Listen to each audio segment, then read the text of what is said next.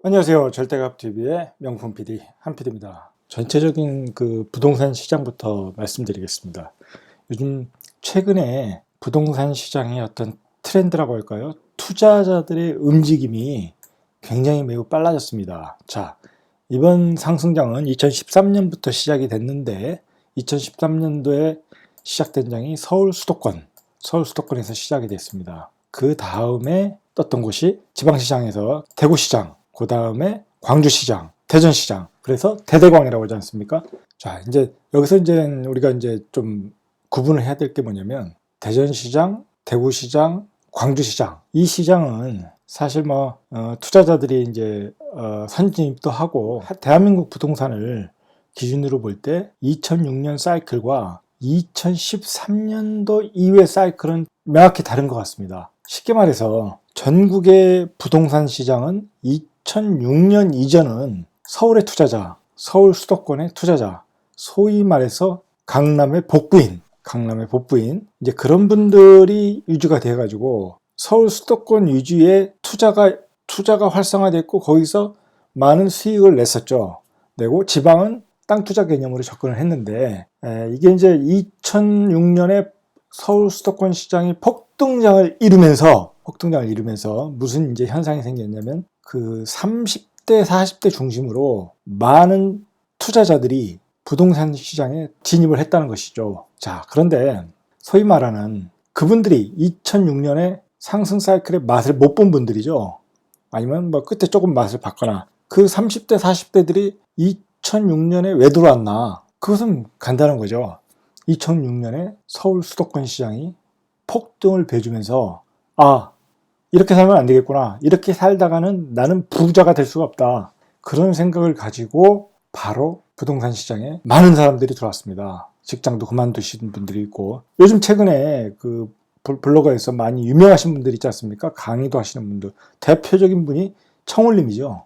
청울님도 그렇고 분양권 강의하시는 분들도 그렇고 부동산 강의하시는 분들 대부분이 젊은 40대, 30대 그분들이 바로 그때 들어왔습니다. 자, 그런데 제가 왜 이 말씀을 드리냐면 마찬가지로 요즘 공급량을 가지고 말씀하시는 분들이 있지 않습니까? 신성철 선생님이라든지 여러분들이 있지 않습니까? 그렇게 이제 데이터를 가지고 정보를 분석하시는 분들이 많이 나타나는데 그런 분들이 바로 그때쯤 시작해가지고 그리고 이제 인터넷상에 많은 정보들이 데이터들이 나오면서 그걸 가지고 연구를 하고 그것 가지고 분석을 하고 그러면서 부동산 시장에 투자자로 들어오거나 강사로 들어오거나 아니면 두 개를 겸업하거나 그런 분들이 대거 진입을 한 거죠. 자, 그러면서 부동산 시장이 어떤 그 투자의 패턴, 투자의 속도, 투자의 접근 방식이 틀려졌습니다. 예전에는 서울 수도권 시장에 이제 집중적으로 투자를 하다 보니까 사실 여기는 크게 데이터를 분석하고 그럴 필요가 없습니다. 입지 위주로 투자를 하면 되는 거고 교통 조건에 따라 투자를 하면 되는 거고 그렇게 과학적인 데이터가 필요 없다는 거죠. 서울 수도권 시장은 워낙 수요에 의해서 움직이는 시장이니까 여기는 그러니까 상승 하락 사이클만 잡고 들어가면 투자가 쉬웠던 시장이죠. 자, 근데 문제는 뭐냐면 그 2006년에 그 들어왔던 그분들이 서울 수도권 시장은 많이 떴으니까 그분들이 지방시장을 공략을 한 겁니다. 지방시장. 자, 예를 들어 천안 같은 시장을 공략을 한 거죠. 제 기억으로는 제가 이제 이 부근에 살면서 보니까 저도 이제 2004년도인가 5년도에 보니까 이 아파트가 예를 들어 그 당시의 가격도 8천만 원에서 9천만 원 사이 그 정도였습니다. 이 아파트가. 이런 것들을 공략을 한 거죠. 자, 보시다시피. 근데 이 아파트 그분들이 들어오면서 1억 4천까지 올라갔었습니다. 1억 4천까지. 그러다가 최근에 이제 계속 또 이런 낡으면 떨어질 수밖에 없는 거죠. 여기는 수요가 없는 데니까 이런 동네는 공급은 많고 수요가 없는 동네니까 가격은 이렇게 떨어지는 거죠. 다시 떨어졌던 거죠. 자, 제가 말씀드리는 것은 그 2006년도에 그분들이 그런 그 새롭게 시장에 진입한 30대, 40대 젊은 투자자들이 지방에 갭 투자를 했다는 거죠. 서울에서 2006년도에 어떻게 보면은 그분들은 많은 자본을 가지고 있지 않았으니까 젊은 분들이니까 지방에 갭 투자를 시작했는데 2013년 서울시장에서 큰 상승을 준 게 갭 투자인데, 어떻게 보면 이분들이 지방에서 갭 투자를 하다 보니까 그 감으로 이제 또 서울시장에 접근해서 크게 수익을 낸 거죠. 자, 근데 이제 이 당시에 지방들은 갭 투자가 가능했던 게, 매매가가 예를 들어 8,500이면 전세가 8,000이었습니다. 아파트 값이 안 오른다고 생각하니까 이 지역 주민들은 살 일이 없던 거죠. 뭐 사봤자 올라가지도 않는데 차라리 전세 사는 게 낫다 해서 안 올라가는데, 이렇게 지방의 투자자들이 들어오면서 이제 8천짜리가 1억 4천까지 갔다가 다시 9천이 된 거죠.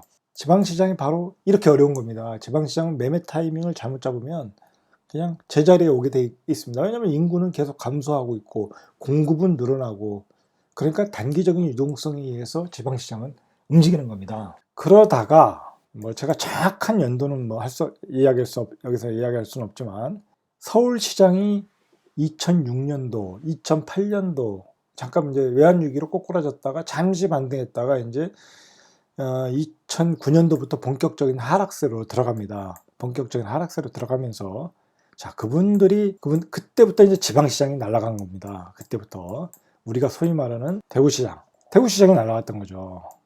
자, 그 전에 부산시장이 날아갔던 거죠. 자, 부산시장, 대구시장이 서울시장이 꺾어진 다음에 날아갔던 거죠. 자, 근데 자, 우리가 이제 무엇을 생각하냐면, 우리 부동산 업계의 이 투자자들, 그리고 전문적 투자자들, 전문적 이론가들, 강의를 하시는 분들, 소위 말해서 고수들이 많습니다. 자, 그분들이 이 부산을 특히 주목하셔야 되는 게, 이제 전국적으로 요즘 지역마다 투자자 어떤 그 그룹이 있습니다. 그룹이 있어서 같이 움직이거나 아니면 뭐 어떤 색깔이 있습니다. 자, 근데 이 부산 투자자들이 제일 먼저 앞서갔다는 거죠. 이 시장에서 제일 앞서갔다는 거죠. 자, 이 부산에서 시세 차익을 얻고, 이제 서울시장이 죽었을 때, 부산도 재개발, 재건축이 활발하게 진행됐던 시장이니까, 그러면서 뭐 낡은 주택이 많은 주택이니까, 그리고 여기는 뭐 신도시를 만들어서 하는 것보다는 이 재개발, 재건축으로 많은 수익을 얻었죠. 이 부산 투자자들이, 전문 투자자들이. 그리고 우리 소위 부동산 전문가들끼리 얘기할 때, 부산 투자자들의 그 어떤 수준이 굉장히 높습니다. 뭐 서울하고는 좀 접근 방식이 다른데, 왜 그러냐면 서울에 있는 투자자들은 쉽게 말해서 뭐 따로 그렇게 공부할 게 없습니다. 뭐 어디가 좋다더라, 강남이 좋다더라, 음마 아파트가 좋다더라, 뭐 판교가 좋다더라, 뭐 빤히 아는 얘기입니다. 빤히 아는 얘기. 그러다 보니까 그렇게 공부를 해서 투자한다기보다는 기존에 있는 지식 가지고 투자해도 충분한 수익을 낼 수 있었습니다. 그런데 이 부산시장의 경우에는 그렇지 않다 보니까, 그리고 이분들이 그 전국, 이제 서울의 시장이 올라가고 그 다음에 이제 부산시장이 올라가는 것을 보면서, 시장은 지방과 서울 수도권이 이렇게 순환해 가면서 올라가는구나, 이제 그렇게 생각을 한다는 것이죠. 이분들이 이제 그렇게 생각을 하시고, 그러면 도시가 저평가된 곳은 어디인가 찾아간 거죠. 자, 그렇게 해서 이 부산 투자자들이 여기에서 이익을 내고 들어간 곳이 바로 대구 투자자입니다.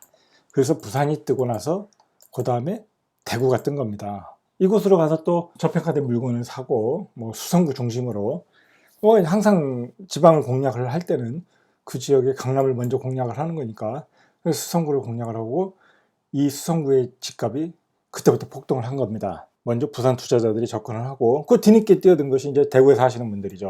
근데 대구에도 투자자 그룹이 뭐 많지는 않으나 어느 정도 있었겠죠. 그분들이 바로 부산 투자자들을 투자 패턴을 보고, 이렇게 투자하는 것이구나 하고 전문적인 투자자 그룹이 그 이후로 생겼다고 보시면 됩니다. 뭐 나는 부자님이 뭐 그런 분 아닙니까? 본인이 얘기하지 않습니까? 부산에서 들어오신 분들을 영향을 받아가지고 이렇게 하는구나, 그리고 서울로 가야 되는구나. 자, 그렇게 해서 이제 2013년이 되면서 이분들이 바로 서울로 갭투로 들어온 거죠. 서울 갭투로 어마어마하게 들어온 거죠. 사실은 서울에 있는 분들도 뭐 잘하신 분도 있겠지만, 이분들이 아주 갭투로 들어온 겁니다. 갭투가 제일 쉬웠던 곳이 바로 이 정릉, 도봉구죠. 예를 들어 뭐 도봉구 이런 아파트들은 뭐 진짜 1, 2천이면 이 서울에 있는 아파트를 다 샀습니다. 그러니까 뭐 한 1억 가지고도 뭐 한 7채, 8채를 샀던 거죠.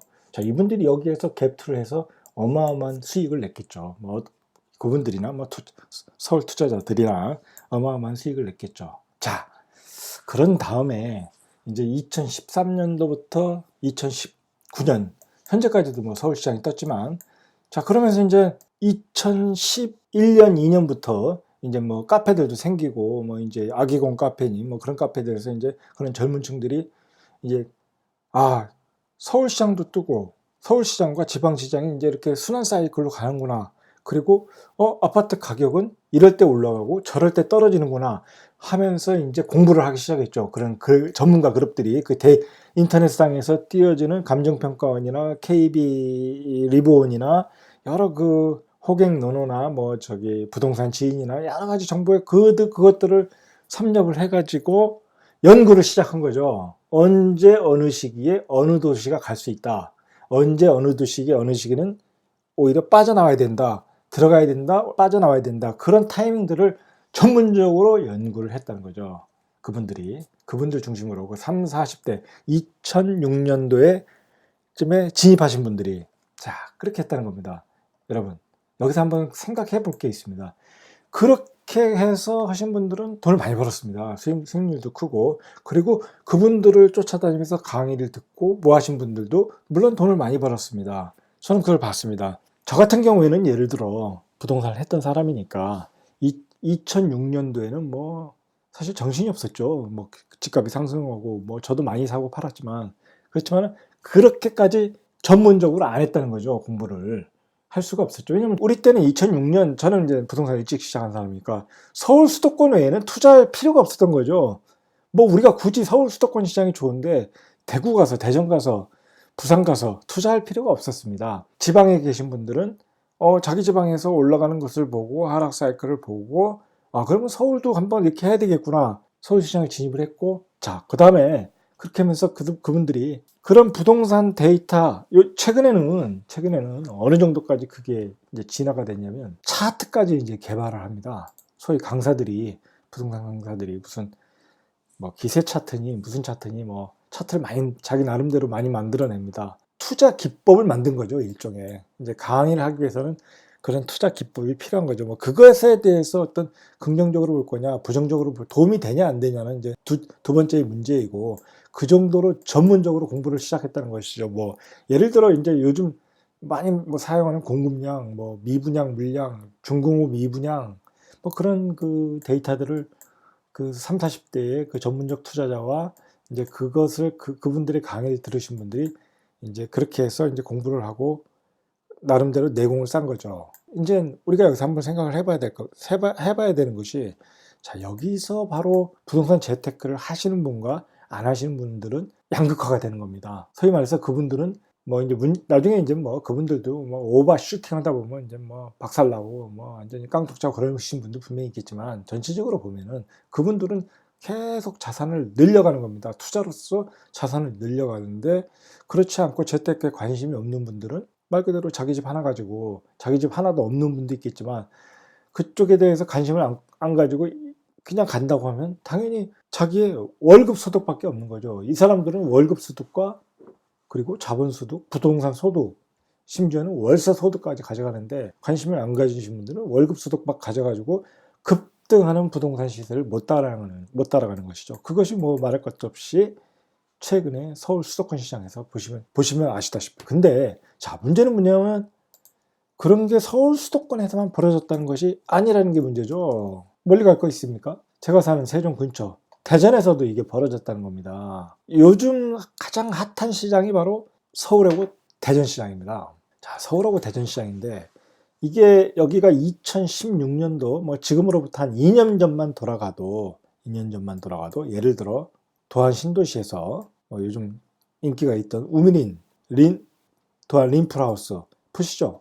이거 뭐 5억 5천입니다. 5억 5천. 84 기준으로 5억 5천인데 이게 3억 8천, 뭐 3억 5천, 심지어는 뭐 그랬던 가격이 이제 이렇게 급등을 한 거죠. 예를 들어 설명하는 겁니다. 그러다 보니까 지방에 있는 분들도 대전에 있는 분들도 최근에 들어서 이제 투자자 그룹이 생기고 이제 공부를 하고 했지만, 관심이 없던 분들은 3억 8천에 안 사다가 이제 5억 5천에 사게 되니까 거의 2억, 1억 5천에서 2억 가까이 비싸게 사는 불이익을 받는 거죠. 자, 그리고 여기 갑천 트리플시티가 들어서는데 이거 분양가 4억 2천이었는데 요즘 프리미엄이 2억입니다.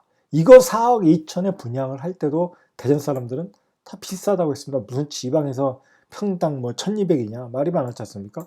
이거 근데 지금 프리미엄 2억 주고 샀지 않습니까? 왜 2억을 내가 주고 사야 되나? 뭐 그건 간단합니다. 뭐 당연히 뭐 청약 경쟁률도 쌓지만 그만큼 자산의 가치의 증가에 대해서 관심을 안 가졌다는 거죠. 여기도 보십시오. 상대동. 여기 뭐 대전 아이파크 시티 상대동. 여기 요즘에 여기 역시 핫했던 곳인데 여기도 지금 뭐 양도세를 사는 사람이 부과하고 그 다음에 양도세를 사는 사람이 부과하는데도 피가 2억입니다. 자, 그리고 이거 분양가 자체가 5억입니다. 그러면은 예를 들어서 84 기준으로 최소한 7억 5천 뭐 8억은 줘야 된다는 거 아닙니까? 프리미엄 2억이니까 분양가 5억이니까 7억에다가 뭐 7억 5천 이상은 주겠죠. 이거 7억 5천에 사야 된다는 겁니다.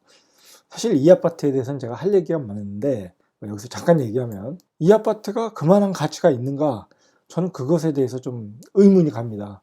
그것에 대해서는 우리가 생각해야 될 게 뭐냐면 갑천이나 여기나 뭐라고 할까요?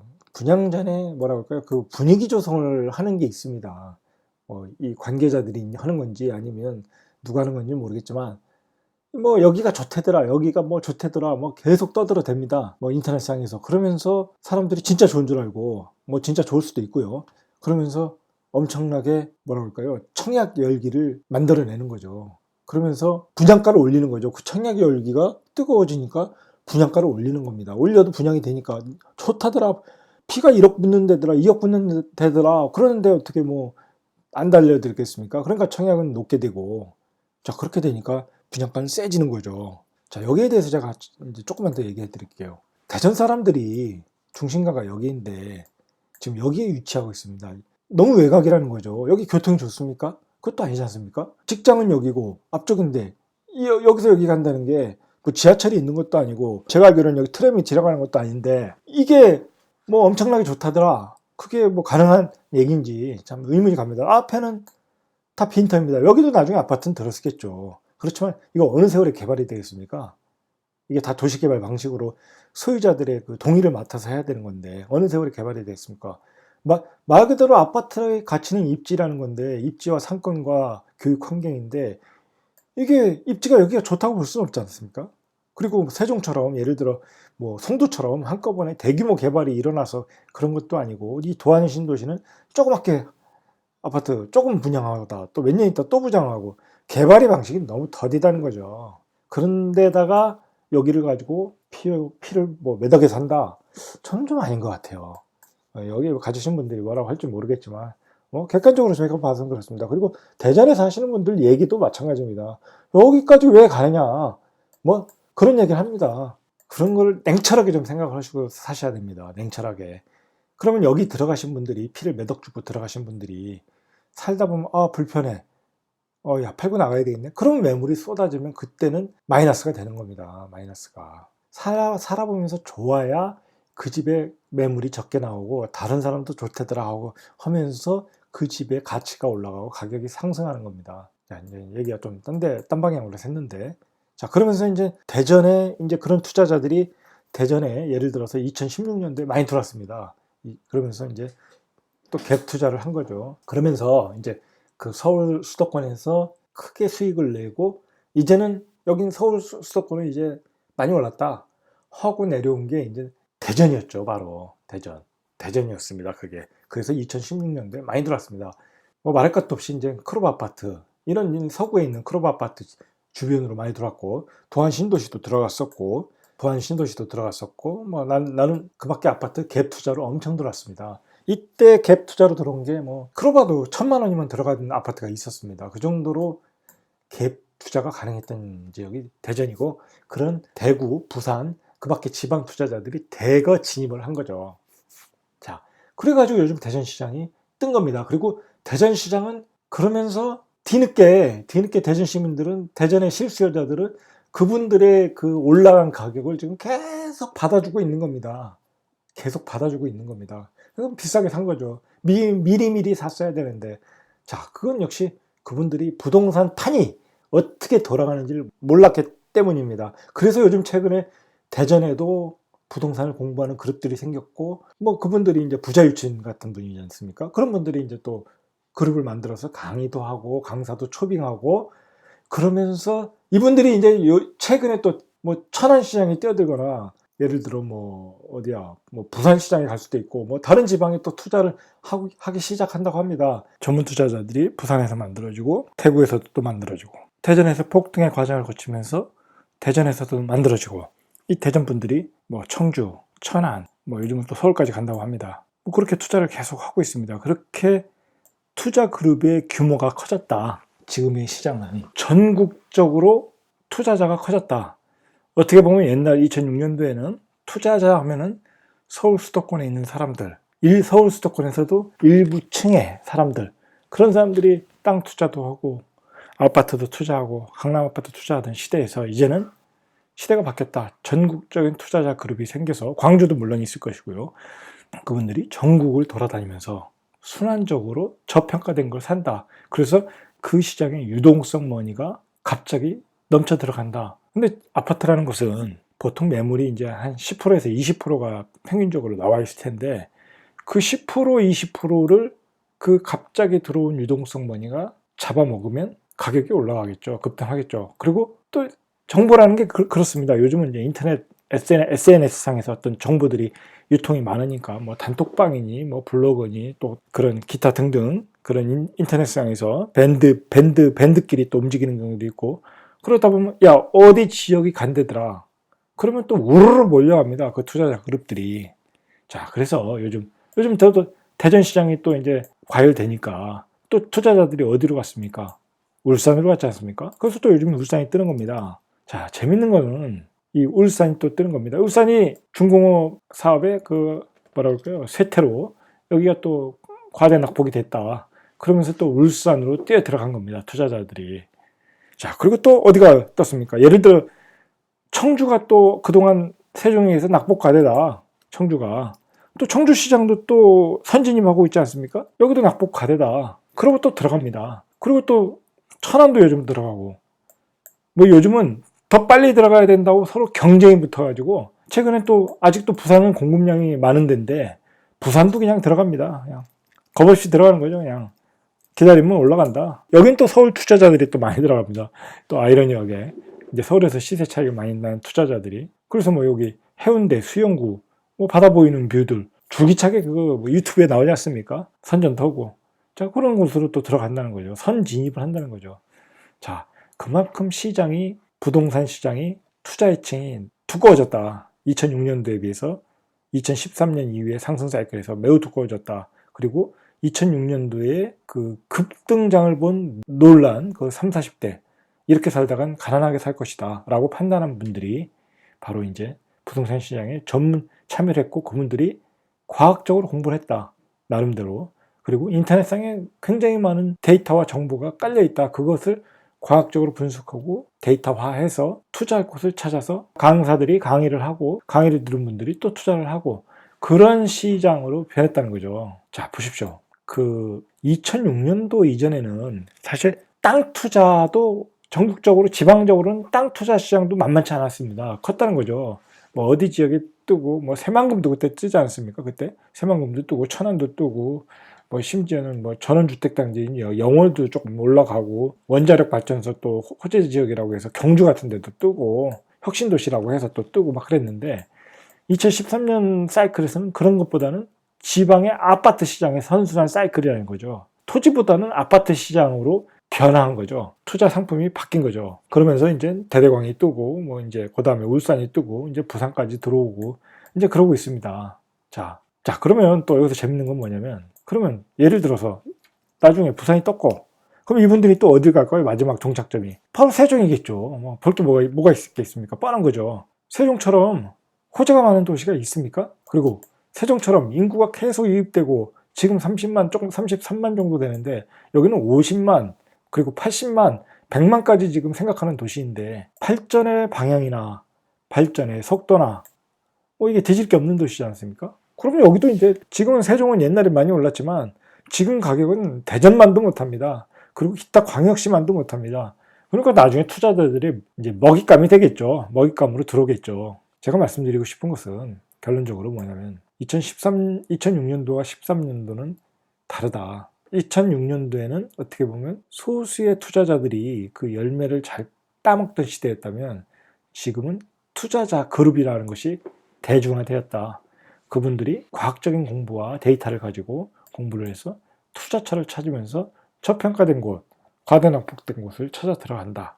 근데 중요한 것은 그 지방에 사시는 분들이 이제야 내 집이 팔리구나. 그냥 헐값에 던진다는 것이죠. 그러지 말라는 겁니다. 쉽게 던지면 말 그대로 그냥 내가 살 곳이 무주택자가 되면 나중엔 그 값에 살 수가 없다는 것이죠.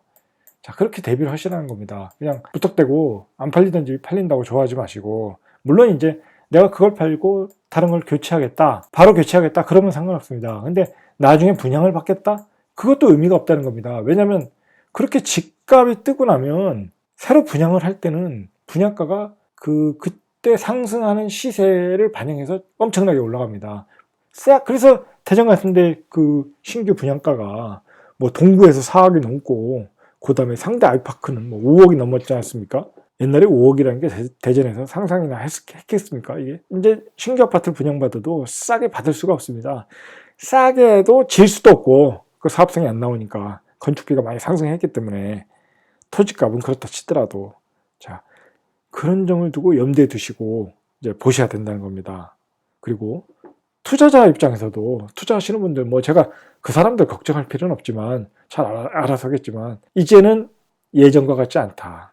이제 꽃길이 아니다. 2006년을 지나고 2013년의 사이클에서도 이제 투자의 환경이 많이 변했다는 겁니다. 그리고 2019년이 오면서 2018년, 19년이 오면서 역시 투자의 환경이 바뀌었다는 겁니다. 자, 옛날에는 그냥 선진입이라는 것도 쉽게 가능했는데, 보시다시피 뭐 이제 시장에 엄청난 투자자층이 많아지면서 지방 여기저기 뭐 청주, 천안, 뭐 울산, 부산, 뭐 웬만한 광역도시, 중소도시에 다 선진입을 하고 있다는 거죠.